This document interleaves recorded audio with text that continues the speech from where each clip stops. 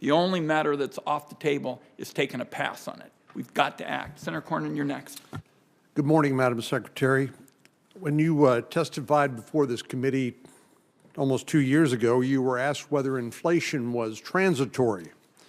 And you told the committee that you saw important transitory influences at work, but you did not anticipate that inflation would be in any way permanent. You predicted our economy was on track to get back to more normal operation, and that inflation would decline over time, something we all hoped for. To be fair, you weren't the only person who forecast transitory inflation. The chairman of the Federal Reserve, Jay Powell, did the same, as did the President of the United States. We now know that inflation rose to a level not seen in more than 40 years, and that inflation accelerated, particularly following the enactment of the partisan American Rescue Plan Act in 2021, and then with the so-called Inflation Reduction Act in 2022, which together added $2.6 trillion to our national debt. Obviously, all this stimulus going into a constrained economy with supply chains the way they were, workforce levels down, obviously created, was like pouring gasoline on the inflation fire. And though inflation has now come down to 6% or so, that's hardly good news to my constituents who are still struggling to keep up with rising costs. We know both record housing costs, which we've talked about a little bit here today, and high grocery bills are squeezing consumers all across the country. And to make matters worse, real average hourly earnings, the cash earnings of all workers, adjusted for inflation, declined last month and are down over the last year. In other words, because of inflation, workers have gotten a pay cut. Well, first we saw high inflation and then higher interest rates, of course, and that brings me to the failure of the Silicon Valley Bank and another bank in this last week. Some have suggested that this was an example of mismanagement at a time of higher interest rates and higher inflation. Others are saying, where are the regulators? Were they asleep at the wheel?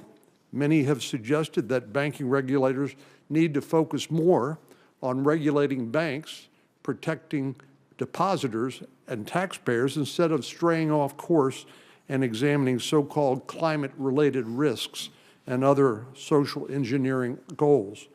I think these are all fair points. When you look at the confluence of concerning economic factors, there is one unavoidable truth. We need to get our fiscal house in order, something that the administration pays lip service to, but which seems uninterested in working with Republicans to try to address. And the president's budget proposal, of course, just makes that clear, because it offers more taxes, more spending, and more debt. Spending would be at historical levels relative to the economy. The national debt would continue to grow. Social Security and Medicare, which are on a path to insolvency. There is no proposal from the president to deal with these impending disasters.